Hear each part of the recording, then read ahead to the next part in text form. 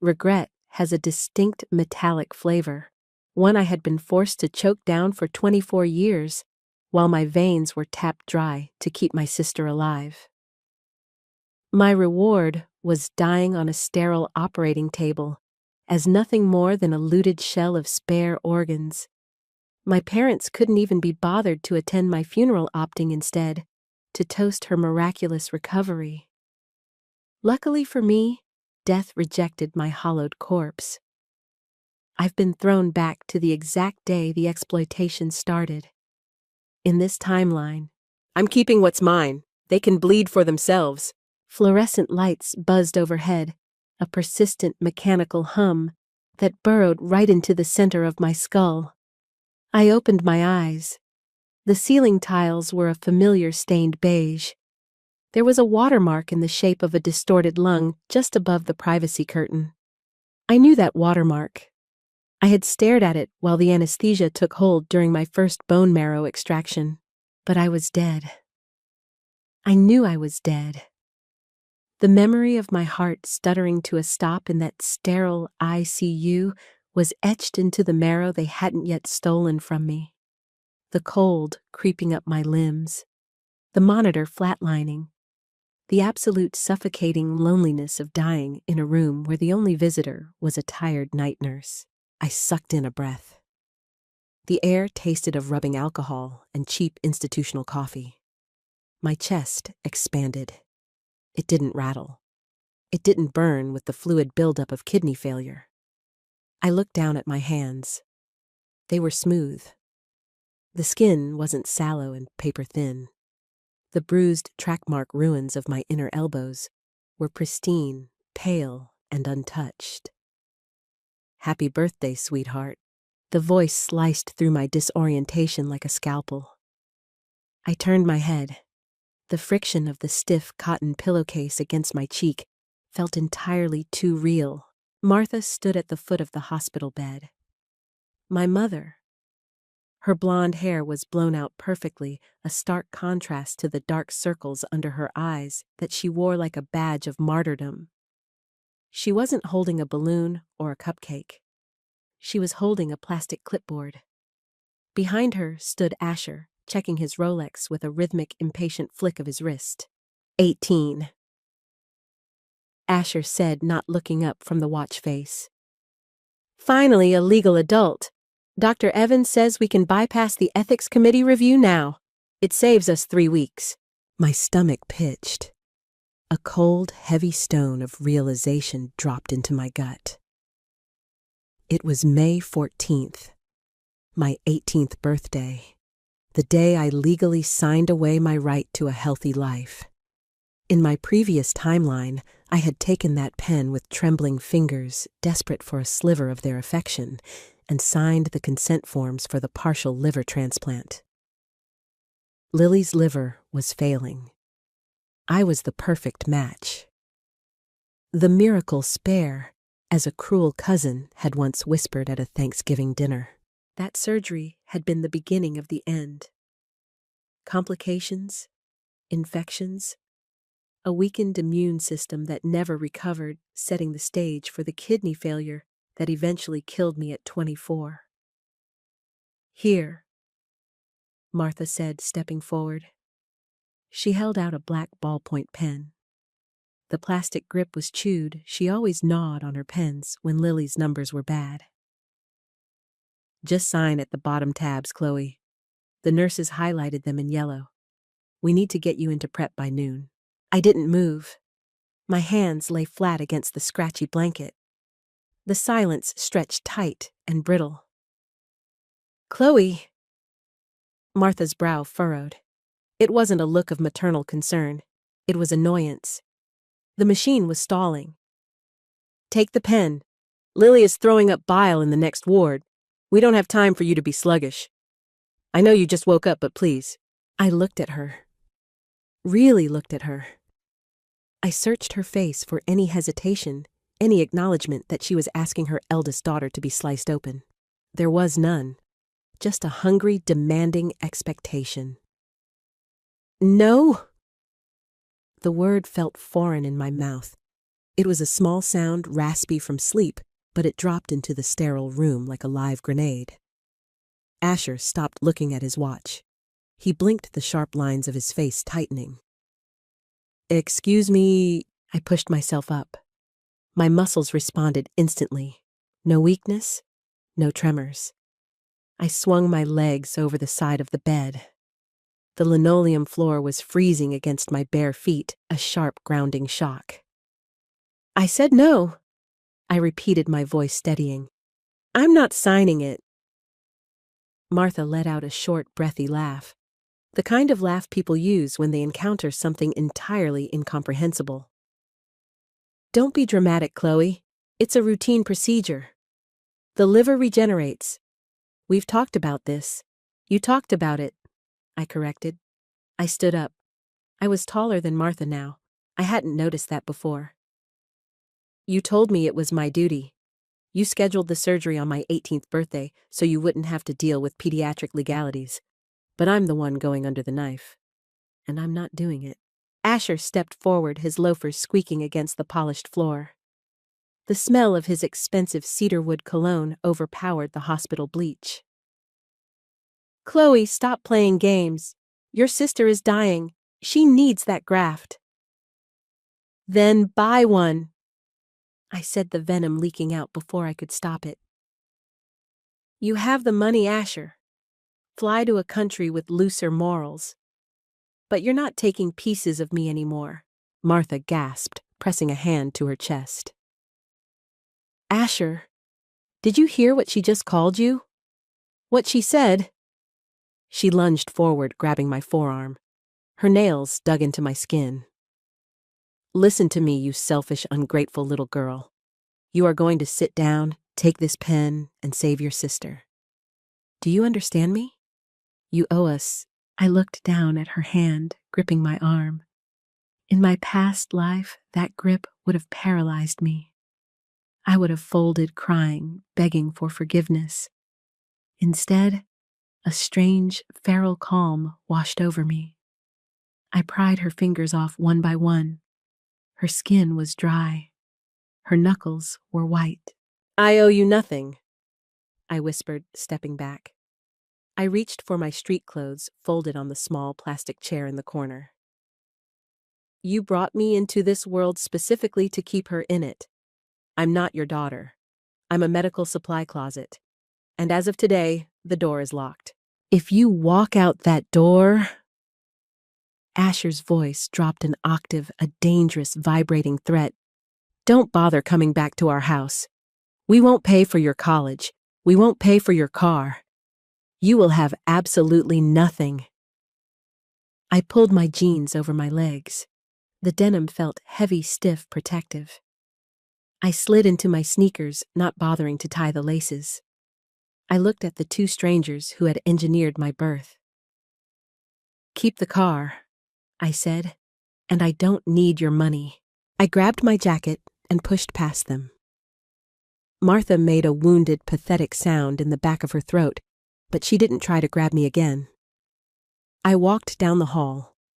The fluorescent lights still buzzed, but they didn't bother me anymore. I was breathing. My chest rose and fell in perfect, unbroken rhythm. I was out. The hospital was 3 miles from the gated community where I grew up.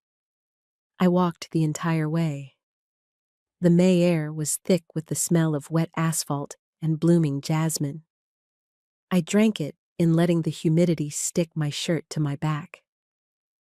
My legs ached a good ache, the ache of muscle actually working, not the phantom pains of nerve damage. I needed to move fast. Asher's threat wasn't empty, but he was a man of process. He wouldn't change the locks immediately.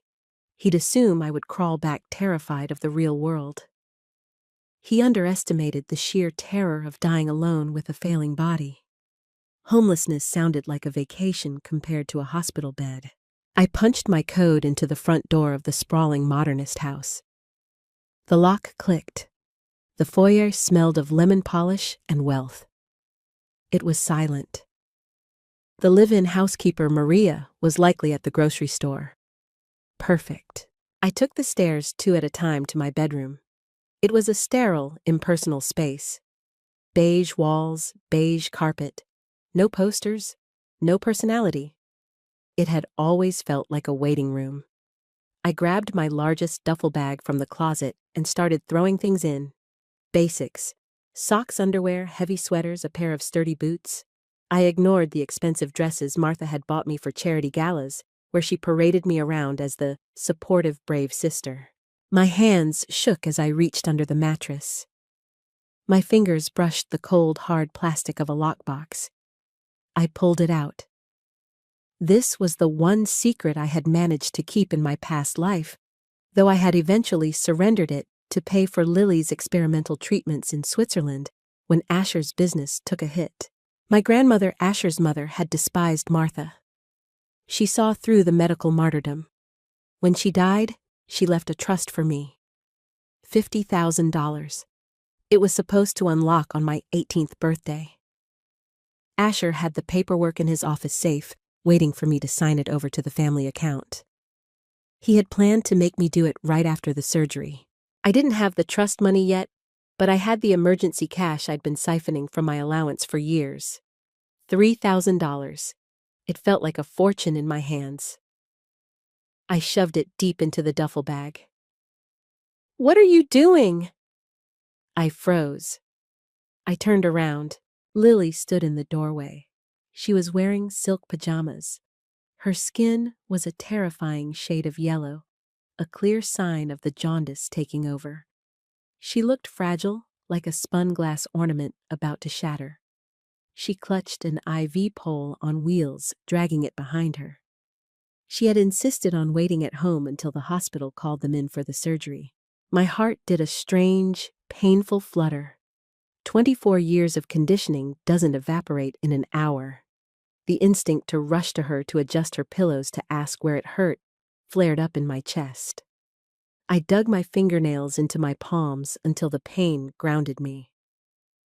"I'm packing," I said, zipping the bag. Lily leaned against the doorframe, her breath hitching. "Mom called. She was crying. She said you ran away. She said you refused the surgery." Her voice was a thin, reedy whine. "Chloe, why are you doing this? I hurt so much." "I know you hurt Lily." I hoisted the bag onto my shoulder. It was heavy. "But I can't be the one to fix it anymore. You're just scared." She took a step into the room, tears welling in her sunken eyes. "It's a simple surgery, Chloe. The doctor said so. You'll be fine in a few weeks, but if I don't get the graft, I'll die." "Do you want me to die?" She deployed the question with practiced precision. It was her ultimate weapon. In the past, it had always brought me to my knees. I looked at her. I saw the fear, yes, but beneath the fear, I saw the entitlement, the absolute unwavering belief that my body belonged to her. "I don't want you to die," I said, slowly stepping toward the door. "But I won't let you kill me to stay alive." Her eyes widened. The tears spilled over hot and fast. "You're a monster!" She spat, her voice suddenly, losing its frailty, hardening into something ugly. "You have a perfectly good liver. You don't even drink. You're just keeping it to spite me." "It's my liver, Lily." I stopped right in front of her. I could smell the sickness on her, a faint, sour scent mixed with expensive lotion. "It's inside my body. It belongs to me. I'm telling Dad," she screamed, gripping the IV pole. "He'll make you. He'll drag you back. Let him try," I said. I walked past her. She threw her plastic water cup at my back. It hit my shoulder blade and bounced off, splashing water onto the beige carpet. I didn't flinch. I didn't look back. I walked down the stairs, out the front door, and into the glaring afternoon sun. The heat felt like an absolute blessing. 2 weeks passed. I rented a room in a boarding house on the industrial edge of the city. The rent was cheap, paid in cash. The walls were thin, and my neighbor worked a night shift at a sheet metal factory, coughing violently through the drywall at 3 a.m. It smelled perpetually of boiled cabbage and damp concrete. To me, it was a palace. For the first time in my life, I wasn't waiting for a nurse to draw my blood. I wasn't enduring a restrictive diet to ensure my organs remained in pristine condition. I ate greasy diner burgers. I drank cheap burnt coffee from the corner store. I sat on a park bench and watched pigeons fight over breadcrumbs, marveling at the simple, profound fact that nothing in my body ached. But I wasn't naive. The silence from Asher and Martha wasn't acceptance. It was the eye of the storm. My first priority was the trust fund. On my 18th birthday, the legal control transferred to me, but the bank required my signature and identification to finalize the transfer to a new secure account. I walked into the downtown branch of the bank 3 days after leaving home. I wore a thrifted baseball cap pulled low, feeling a paranoid itch between my shoulder blades. The teller, a woman with heavily penciled eyebrows, clicked away at her keyboard. "All right, Miss Chloe. Happy belated birthday. I see the trust here. However, there's a note on the account from your father, Asher. He claims you are medically incapacitated and unable to sign." My blood ran cold, the sheer audacity of it. He was trying to freeze my assets, to starve me out. "I am standing right in front of you," I said, keeping my voice low, polite, but firm. "I am of sound mind, and I have my state ID and birth certificate. I need to transfer the funds to a completely separate account, one that Asher has no access to."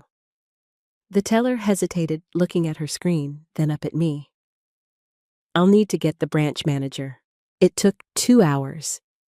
2 hours of sitting in a glass-walled office explaining to a sweating, middle-aged manager that I was legally an adult, not under any conservatorship, and that my father was attempting to unlawfully withhold my inheritance.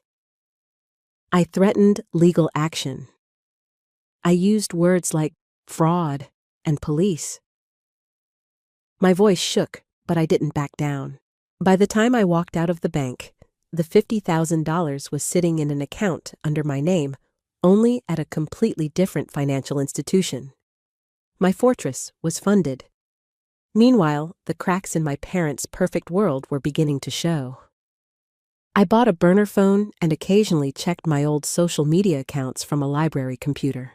Martha's Facebook page, usually a curated gallery of Lily's brave battle, was growing frantic. The tone shifted from inspirational to desperate.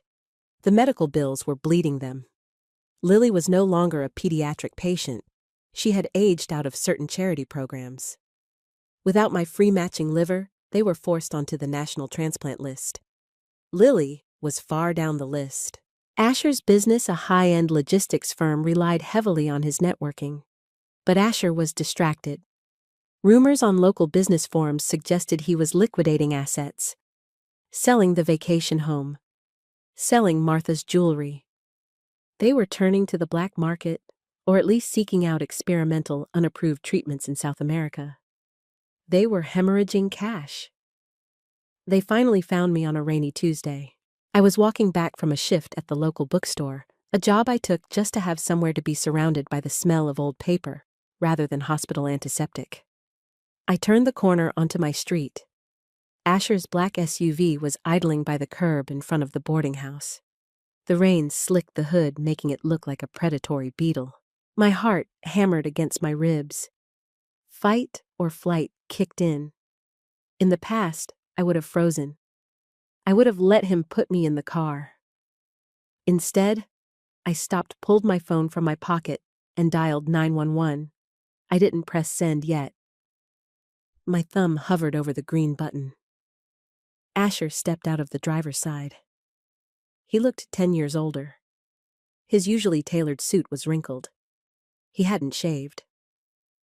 The arrogance that usually rolled off him in waves was replaced by a twitchy, manic energy. "Chloe," he said. His voice was hoarse. Stop right there, I commanded. I pointed to the phone in my hand. I have 911 on speed dial. I will tell them a strange man is harassing me. He stopped holding his hands up in a gesture of surrender. Chloe, please, don't do this. I'm your father. You're the man who tried to steal my inheritance to buy a liver. I shot back the anger a hot furnace in my chest. He flinched. Actually flinched. We were desperate. She's not going to make it, Chloe. She has weeks, maybe days. Her body is shutting down. I'm sorry to hear that, I said.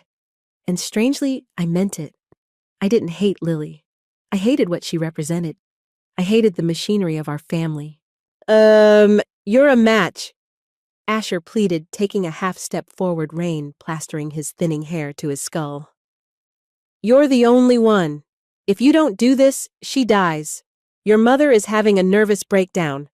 I'm losing everything paying for out-of-network dialysis and specialists. Then lose it, I said, my voice shockingly steady over the sound of the rain. Lose the house. Lose the cars. Lose your mind. I lost my life to you people once. I'm not doing it again. Once?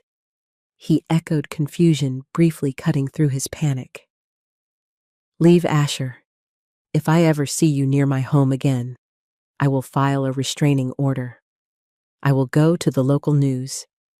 I will tell them exactly how Asher the philanthropist tried to butcher his eldest daughter.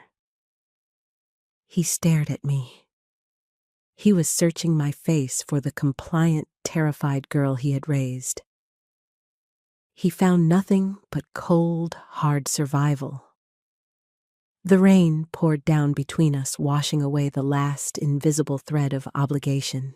Asher slowly backed away, got into his SUV, and drove off into the gray afternoon. I stood in the rain for a long time. I was soaked to the bone, shivering, my boots waterlogged. I felt a pang of phantom guilt, a ghost from my past life clawing at my throat. She's going to die. I squeezed my eyes shut, breathed in the smell of wet pavement, and touched my own ribs. Beneath them, my heart beat strong. My liver was whole. I turned and walked up the steps to my room. Let the empire burn. I was safe. June crept in, bringing a sweltering, stagnant heat that baked the city sidewalks. Inside the basement of Clement's used books, the air was cool, smelling intensely of decaying lignin, that sweet vanilla and dust scent of rotting paper. I loved it. It was the antithesis of sterile. It was the smell of things being allowed to break down naturally without chemical intervention. I sat on a wooden stool behind the counter, pricing a stack of water-damaged paperbacks. My boss, a heavy-set man named Dean, who smoked cherry cigarillos in the alley, left me mostly alone. That was the agreement. Minimum wage under the table, no questions asked. I reached for a copy of a battered Hemingway novel, and the edge of the stiff yellowed cover sliced right across the web of skin between my thumb and index finger. Damn it! I hissed, dropping the book. A bright bead of blood welled up from the paper cut.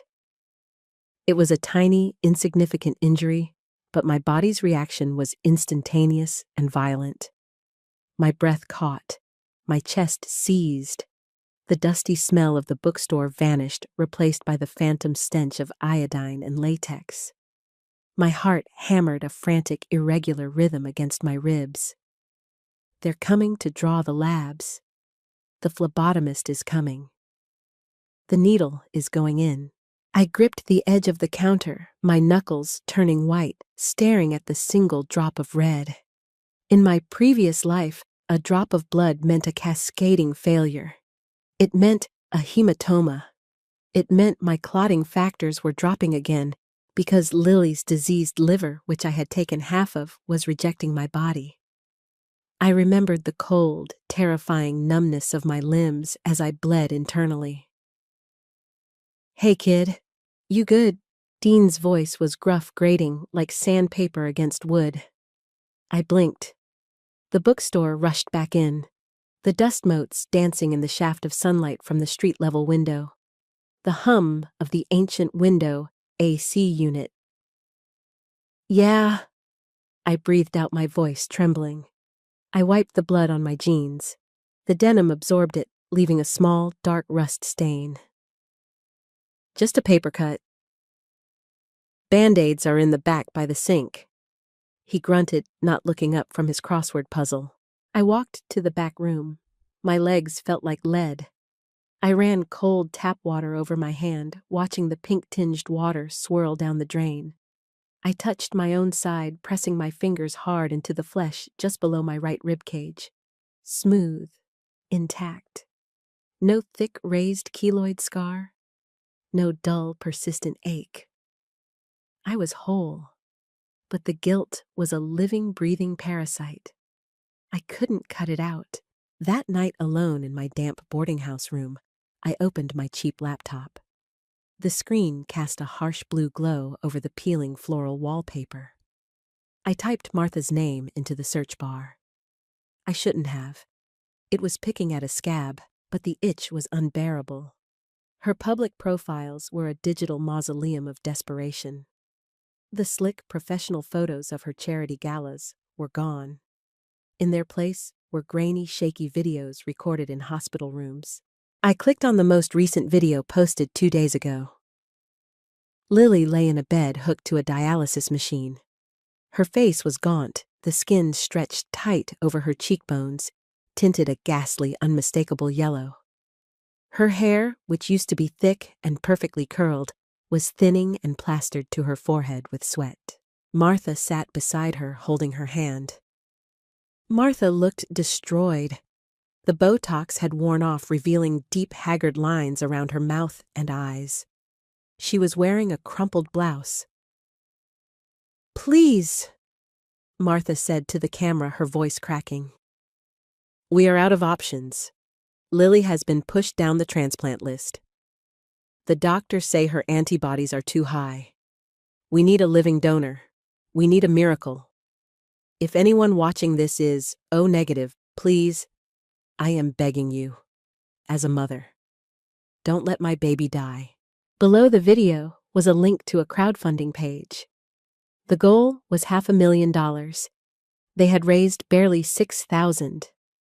The comments were sparse. A few praying for you messages from distant relatives. But there was no viral outrage. There was no wave of support. The brutal truth of the internet was that people scroll past sick teenagers. I closed the laptop. The fan whirred into the sudden silence of my room. I knew why Lily's antibodies were too high. In my past life, the doctors had warned us that previous blood transfusions could complicate a transplant. I had given her blood, over and over again. My parents had used me as a biological ATM, withdrawing whatever she needed whenever she needed it, completely ignorant of the long-term immunological consequences. They had sabotaged her chances of finding a stranger to save her because they had banked entirely on me being the permanent, inexhaustible supply. I lay back on my lumpy mattress, staring at the ceiling. I listened to the muffled sirens wailing somewhere downtown. I didn't feel victorious. I didn't feel vindicated. I just felt profoundly, overwhelmingly tired. I pulled the thin blanket up to my chin, shivering despite the summer heat, and waited for sleep to come. It didn't. The bell above the bookstore door jingled a sharp, cheerful sound that shattered the quiet of a Tuesday afternoon. I was up on a small step stool, alphabetically organizing a section on Russian history. I didn't turn around immediately. "We don't buy paperbacks without covers," I called out, automatically sliding a heavy hardcover into place. "And we only pay cash for first editions." "I don't have any books, Chloe." My hand froze on the spine of a Tolstoy novel. The dust suddenly felt thick, coating the inside of my throat, choking me. I recognized the voice. It was raspy, stripped of its usual polished upper crust cadence, but it was unmistakably hers. I turned, slowly stepping down from the stool. Martha stood at the end of the aisle. If I hadn't known her, I wouldn't have recognized the woman who raised me. The transformation was horrifying. She was thin, not the chic, Pilates-toned thinness she used to cultivate, but a skeletal, hollowed-out wasting. She wore a pair of oversized sunglasses that hid half her face, but she pulled them off as I looked at her. Her eyes were bloodshot, swimming in a bruised sea of purple skin. She smelled intensely of stale coffee, unwashed clothes, and a faint, sharp tang of gin. "How did you find me?" I asked. My voice was surprisingly steady, a flat line of sound. "Asher hired a private investigator," she said. Her lips trembled. She took a step toward me. "It took weeks. You covered your tracks well. The bank transfer, renting this place in cash. You're smart, Chloe. You were always so smart." She had never called me smart before. In her eyes, I had only ever been compliant. "Get out," I said. I looked past her shoulder toward the front register.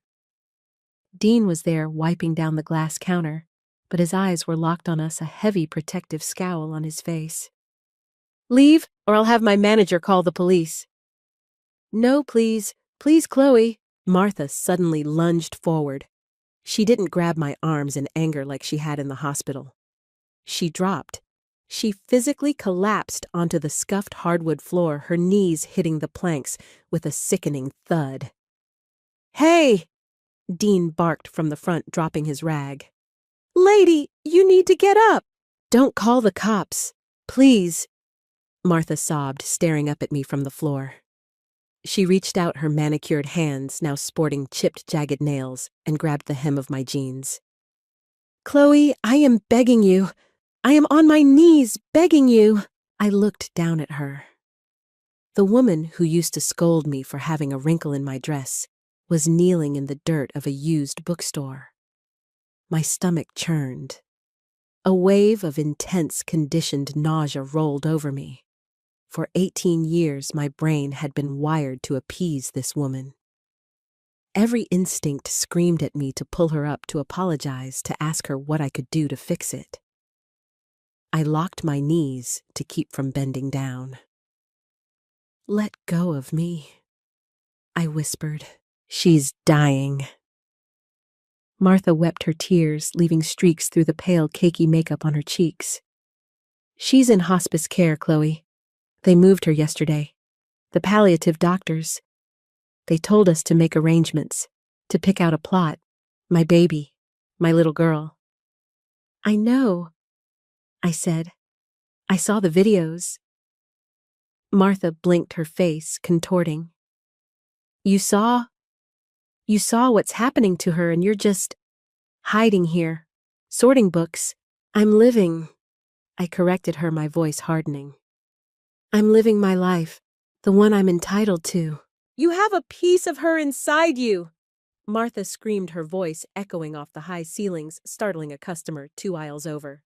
She yanked hard on my jeans. "You have the cure. It's right there. Just give her a piece, Chloe. We will give you everything.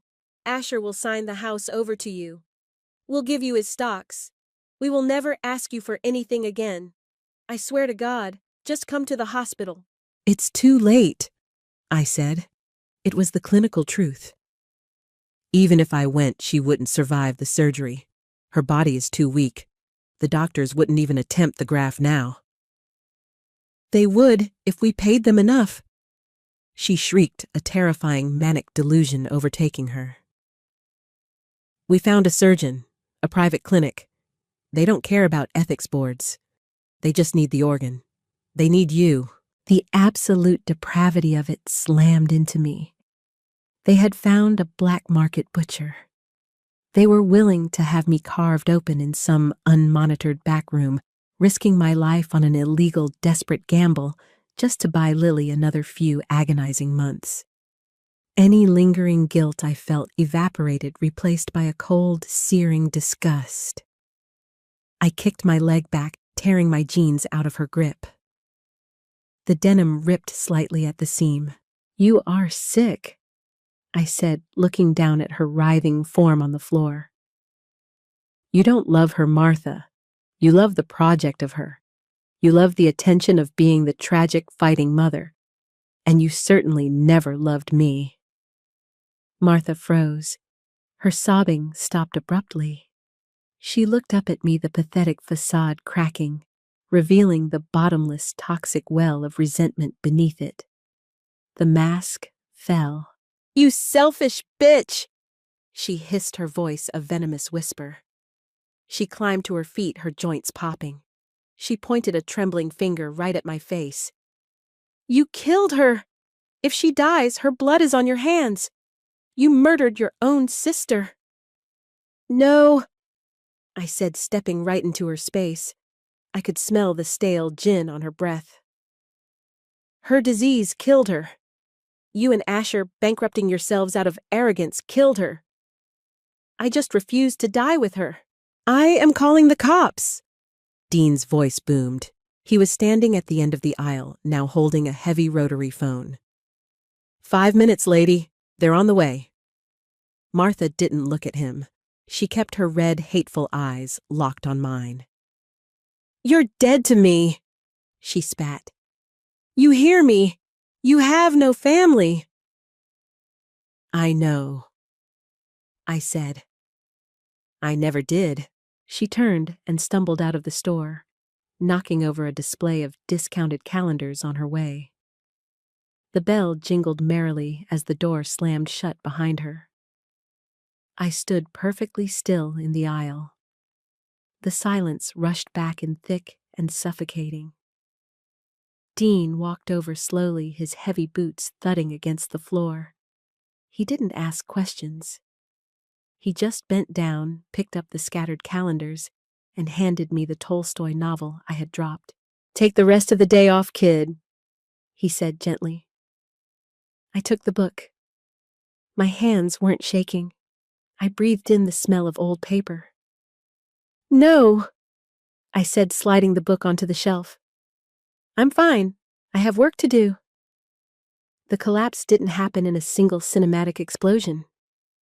It was a slow, agonizing slide into the mud, a public humiliation broadcast in local news segments, and whispered country club gossip. It was late July. The humidity in my boarding house was oppressive, curling the edges of the wallpaper. I was sitting on my bed, eating lukewarm takeout noodles from a cardboard carton, watching the tiny, static-filled television I had bought at a thrift store. The local news anchor, a woman with heavily sprayed hair, looked at the camera with rehearsed solemnity. "A prominent local businessman was indicted today on federal charges of wire fraud, embezzlement, and attempting to violate the National Organ Transplant Act." A photo of Asher flashed onto the screen. It was an old corporate headshot. He looked tanned, arrogant, invincible. The screen cut to footage outside the federal courthouse. Rain was pouring down. A mob of reporters clustered around the entrance. The heavy glass doors opened, and 2 federal marshals walked out, flanking a man in a rumpled gray sweatsuit. His wrists were handcuffed in front of him. I stopped chewing. The noodle slipped from my chopsticks back into the carton.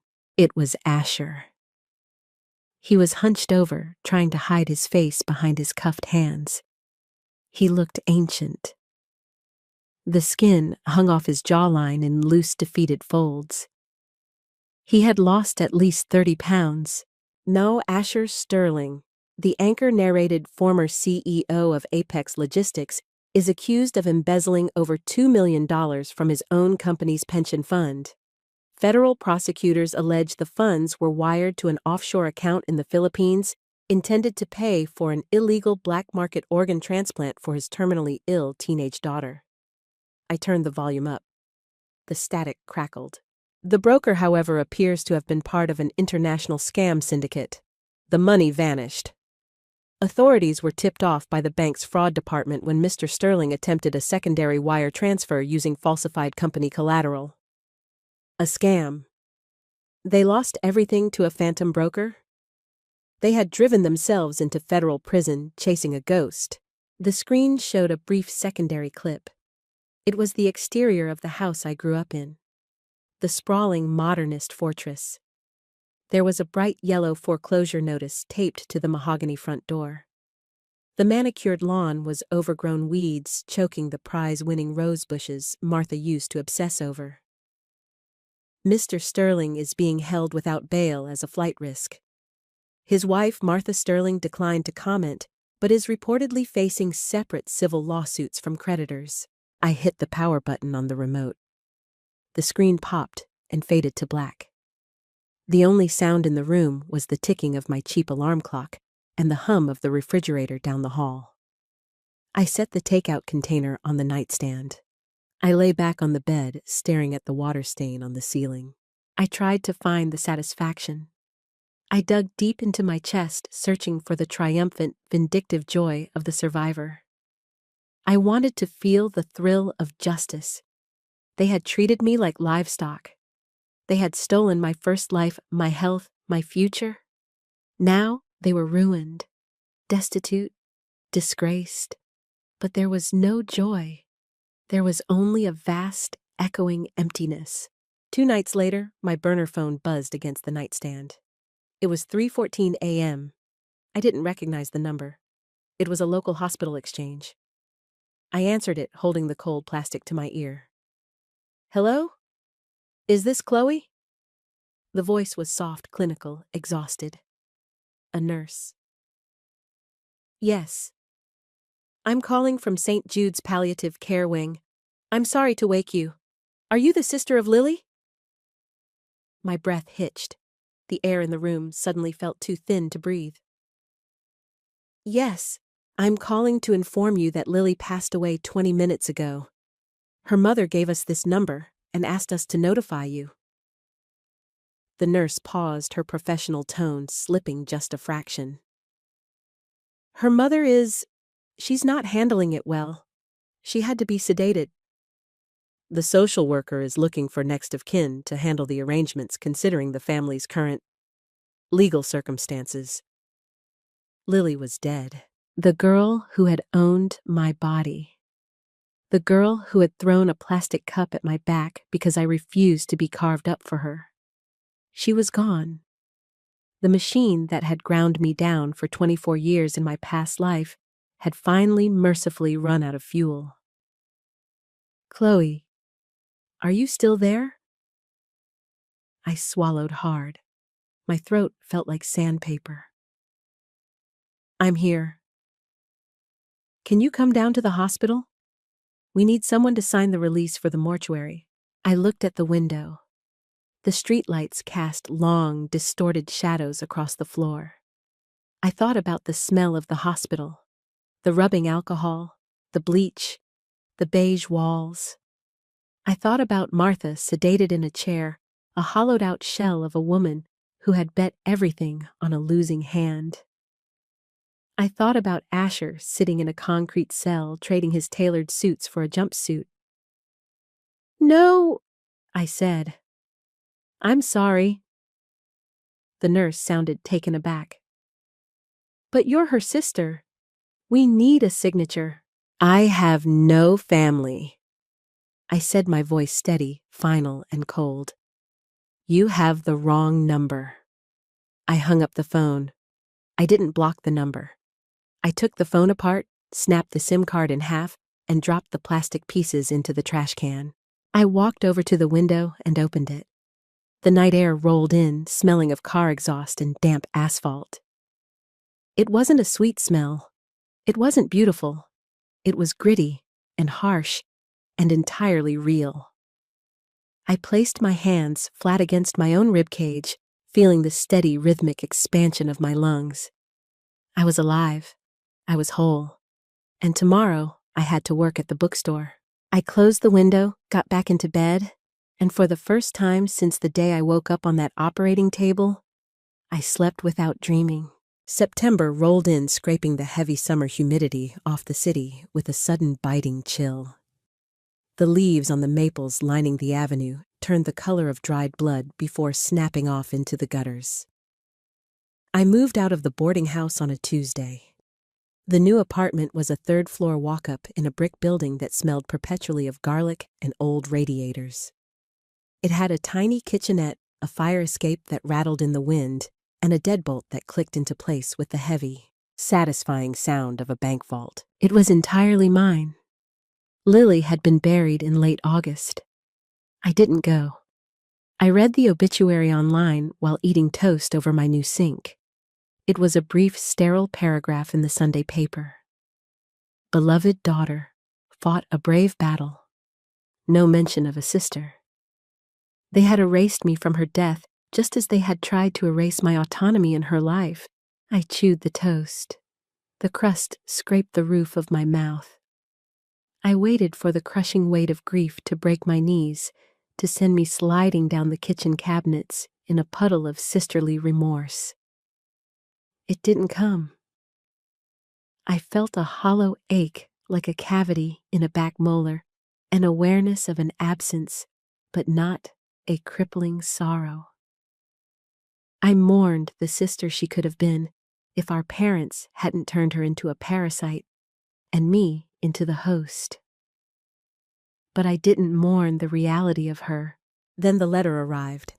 I found it crammed into my narrow brass mailbox. The return address was a federal correctional facility in upstate New York. The handwriting on the envelope was Asher's sharp, aggressive cursive, the T's crossed with violent slashes. The paper felt thick and grainy under my fingertips. I carried it upstairs. I didn't open it immediately. I placed it on the faux granite countertop and stared at it for 3 days. It sat there like a live wire radiating a toxic, familiar gravity. Part of me, the ghost of the pathetic, approval-starved girl who had died on an operating table, wanted to tear it open. That ghost whispered that maybe, just maybe, sitting in a concrete cell had shattered his arrogance. Maybe it was an apology. On the 4th night, a thunderstorm cracked over the city, rattling the single-pane windows. I grabbed a kitchen knife, slit the envelope, and pulled out a single sheet of lined yellow legal paper. Chloe. I assume you're satisfied. You proved your point. The house is gone. The business is gone. Your mother is currently living in a subsidized studio apartment and attends court-mandated therapy. I am facing 5 to 8 years. All of this, the entire collapse of this family, could have been avoided if you had simply done your duty. You were given one job in this family. One. My lawyer says character letters from estranged family members can influence the sentencing judge. I expect you to write one. I expect you to tell them I was a good father pushed to the edge by a medical tragedy. Enclosed is the lawyer's address. Do this, and maybe God will forgive you for letting your sister rot. Asher. I read it twice. The words blurred together, not from tears, but from the sheer blinding audacity of it. He hadn't learned a single thing. He was sitting in a cage of his own making, and he was still trying to reach his hand through the bars to puppet my strings. You were given one job in this family, not a daughter, a utility. My chest tightened, a familiar conditioned panic flaring in my ribs. I closed my eyes and focused on the physical sensations. The cold linoleum under my bare feet. The smell of rain pushing through the window screen. The steady, unbroken rhythm of my own heart. I walked over to the gas stove. I turned the knob until the burner clicked and ignited in a ring of blue flame. I held the edge of the yellow paper to the fire. The paper curled instantly, turning brown, then black. The flame devoured the ink, eating through his demands, his guilt trips, his unyielding narcissism. When the heat kissed my fingertips, I dropped the burning remnants into the stainless steel sink. I turned on the tap, washing the gray sludge down the drain. I forgive myself, I said to the empty kitchen. My voice was raspy, barely a whisper over the sound of the rain, but it was the truest thing I had ever spoken. The estate sale was advertised in the local classifieds, a bright yellow banner ad that popped up on my phone while I was riding the subway. Luxury liquidation. Everything must go. Antiques, designer clothing, fine art. Cash only. It was scheduled for a crisp, bright Saturday in November. I didn't plan on going. I told myself I wouldn't go. But at 8 in the morning, I found myself pulling a heavy wool beanie over my hair, wrapping a thick scarf around the lower half of my face, and boarding the commuter train out to the suburbs. I needed to see it. I needed to see the empire dismantled. The street was lined with cars. Subaru's minivans, unmarked white vans belonging to antique dealers. I walked up the long, curving driveway. The grass was dead brown and patchy. The foreclosure notice was still taped to the front door, half peeled off by the wind. Inside the house was a violation of memory. The silence of my childhood had been replaced by the chaotic buzz of strangers picking over the bones of my family's life. Estate liquidators with clipboards and walkie-talkies stood in the corners. Every piece of furniture, every lamp, every framed photograph had a neon green price tag slapped onto it. I walked into the living room. A woman in a puffy North Face jacket was haggling over Martha's prized crystal chandelier. Two men were carrying Asher's leather Chesterfield sofa out the front door, grunting under the weight. The air smelled of stale perfume dust, and wet leaves tracked in from outside. I kept my head down, moving through the halls like a ghost haunting my own past. I walked up the sweeping oak staircase. A velvet rope blocked off Lily's old room. The medical equipment had likely been repossessed long ago, but the liquidators deemed it too depressing for the public. I walked into my old room. It was completely empty. The beige carpet was stained where my bed used to be. The liquidators hadn't even bothered staging it. I stood in the center of the room, feeling the absolute lack of imprint I had left on this house. I had lived here for 18 years, yet there wasn't a single scratch on the walls to prove it. I had been a ghost long before I died in that other life. "I thought that was you." The voice was shrill, carrying a nasal aristocratic whine that instantly made my teeth grind. I turned around. Standing in the doorway was Aunt Diane, Martha's older sister. She was draped in a camel hair coat, clutching a beige Birkin bag like a shield. Her face was tight with disapproval, her mouth a thin, bloodless line. "Diane?" I said, pulling the scarf down from my chin. The air in the room suddenly felt 10 degrees colder. She stepped into the room, looking me up and down. Her eyes dragged over my thrifted combat boots, my faded jeans, the oversized sweater I had bought for $4. She sneered. "Look at you, living like a vagrant. I suppose you're here to scavenge. See if there's anything left to steal." "I don't need anything from here," I said, my voice flat. "You've done enough taking," Diane hissed, stepping closer. The smell of her heavy gardenia perfume was suffocating. "Martha is living in a squalid little box, heavily medicated. Asher is in a penitentiary, and Lily is in the ground. You destroyed this family, Chloe. Your selfishness broke your mother's mind." In my previous life, Diane had cornered me in the kitchen after my first extraction surgery. I had been pale, clutching my side, barely able to stand. She had sipped her Chardonnay and told me I needed to stop complaining and smile more because Lily needed positive energy. I looked at her now, really looked at her. I saw the deep lines of bitterness around her mouth. I saw the way her hand shook slightly as she gripped her expensive bag.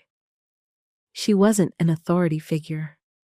She was a miserable, judgmental hypocrite who thrived on other people's tragedies. "Tell me, Diane," I said, stepping toward her. I didn't raise my voice. I didn't need to. "When Lily's kidneys started failing, where were you?" She blinked, taken aback by the sudden shift. "What?" "Your family," I continued taking another slow step, forcing her to back up toward the doorframe. You share our bloodline. Did you ever go get tested?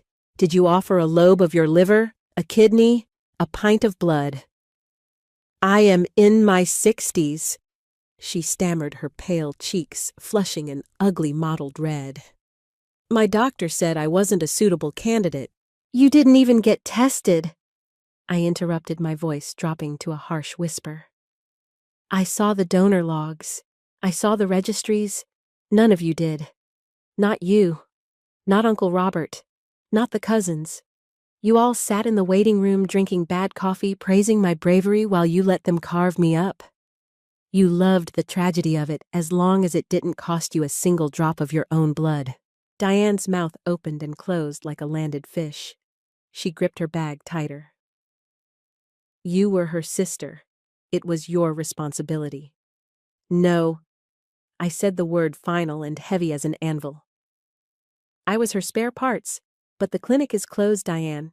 And if Martha is heavily medicated, it's because she finally has to live with the fact that she built a house of cards on the back of a child she didn't love. Now get out of my way.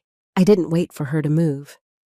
I stepped forward, my shoulder checking hers hard as I passed through the doorway. She stumbled back against the wall, gasping indignantly, but I didn't turn around. I walked down the stairs out the front door and past the neon green price tags. I breathed in the crisp, freezing November air. I walked down the driveway, leaving the vultures to pick the carcass clean. I didn't look back. May 14th. It arrived on a Tuesday, creeping into my third-floor apartment disguised as just another dreary, rain-soaked morning. I woke up at 4:18 a.m., long before my alarm was set to go off. For a fraction of a second, in that hazy liminal space between sleep and consciousness, my brain betrayed me. My hand shot to my right side, fingers digging frantically into the flesh beneath my ribs, searching for the thick raised welt of a surgical incision. Skin. Just smooth, unbroken skin. I let out a breath that rattled against my teeth. The panic receded, replaced by the heavy, humid smell of old brick and the faint scent of garlic lingering from the neighbor's dinner. The radiator in the corner clanked a rhythmic, metallic thumping that I had come to find profoundly comforting. It was the sound of a building settling. It was the sound of something old and worn out, still managing to keep the cold at bay. In my previous timeline, May 14th was the day the world ended. The day I turned 18 and signed away my liver, my immune system, my future. It was the day I traded my life for Lily's prolonged, agonizing decline. Today, I was turning 19. It had been exactly 365 days since I woke up in that hospital bed, looked at my mother's demanding face, said no, and walked out into the heat. I dragged myself out of bed and walked into the cramped bathroom. The fluorescent bulb flickered overhead, casting a harsh yellow light over the cracked porcelain sink. I looked at the girl in the mirror. She was different. The hollow, bruised exhaustion that used to live permanently beneath my eyes was gone.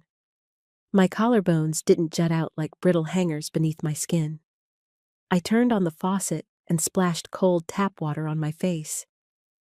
It shocked my system, biting sharply into my pores, grounding me in the immediate present.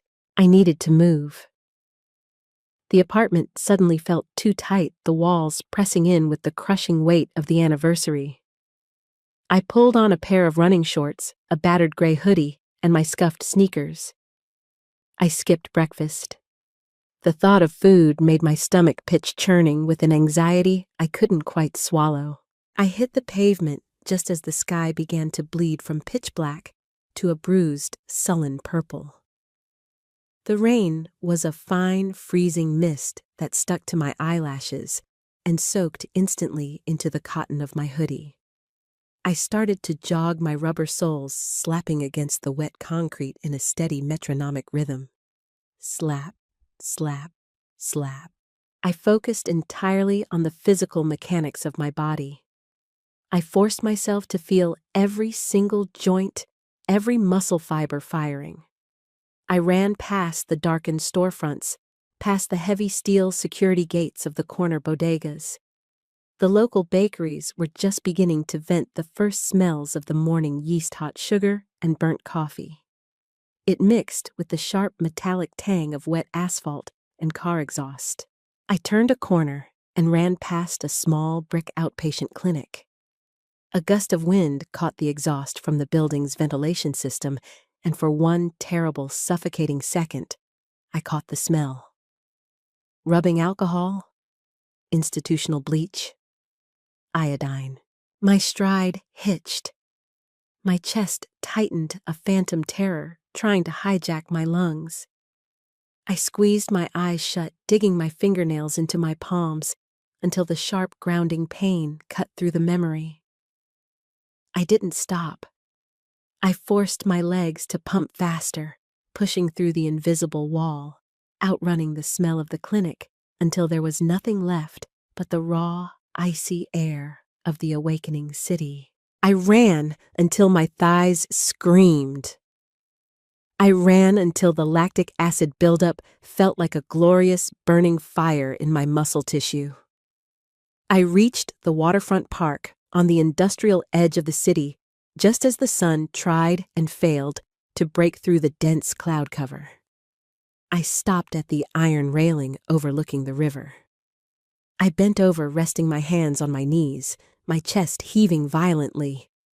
In 2-3, out 2-3, I sucked in massive gulps of the freezing mist. My lungs expanded, stretching deep into my chest cavity, pulling the oxygen in and pushing it out with perfect mechanical efficiency. No fluid buildup, no rattling cough, no desperate shallow panting. Just a body doing exactly what it was designed to do without interference. I stood up and gripped the cold, wet iron of the railing.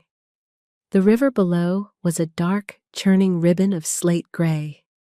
A massive garbage barge was moving slowly against the current, a low, guttural hum vibrating through the concrete and into the soles of my shoes. It wasn't a pretty view. It was gritty ugly and relentlessly functional. It suited me perfectly. There were moments, usually late at night, when the ghost of guilt tried to claw its way up my throat. I would remember Lily at 10 years old, before the sickness truly took hold, laughing at a cartoon on the living room rug. But that memory was always eclipsed by the Lily she became, the entitled, desperate parasite our parents engineered. They didn't just sacrifice me, they ruined her too. They turned her into a creature that viewed her own sister as a biological supply cabinet. I licked my lips, tasting the salt of my own sweat. It didn't taste like copper. It didn't taste like blood. I was 19 years old. I lived in a walk-up that smelled like garlic, and I sorted damaged books for minimum wage. My mother was rotting in a subsidized studio, heavily medicating her grief and her guilt. My father was a number stamped on a khaki jumpsuit in a federal facility. My sister was ash in a cheap urn. Society would look at me and see a monster. The selfish girl who let her sister die. The daughter who shattered her family's pristine facade. I wiped the rain from my forehead with the soggy sleeve of my hoodie. I looked at my hands. They were pale, slightly calloused from hauling boxes of hardcovers, and entirely unbroken. I wasn't a hero. I wasn't looking for absolution, and I certainly didn't want forgiveness. I was simply an animal that had gnawed off its own leg to escape a steel trap. The trap was rusted out. The hunters were gone, and I was breathing. A strange, unfamiliar sensation pulled at the corners of my mouth. It took a second to recognize the physical mechanics of it. I was smiling. It was small, sharp, and entirely cynical. I turned my back on the river and started walking home. If this story of surviving toxic family dynamics and reclaiming your own life resonated with you, Don't just scroll past. Hit that like button to feed the algorithm and let me know you want more dark-grounded Reborn stories. Share this with someone who needs a reminder that walking away from a toxic situation doesn't make you the villain, it makes you a survivor. And most importantly, subscribe and ring the bell so you never miss the next deep dive into the messy, raw reality of second chances. Leave a comment below. What would you have done if you woke up in Chloe's shoes? See you in the next one.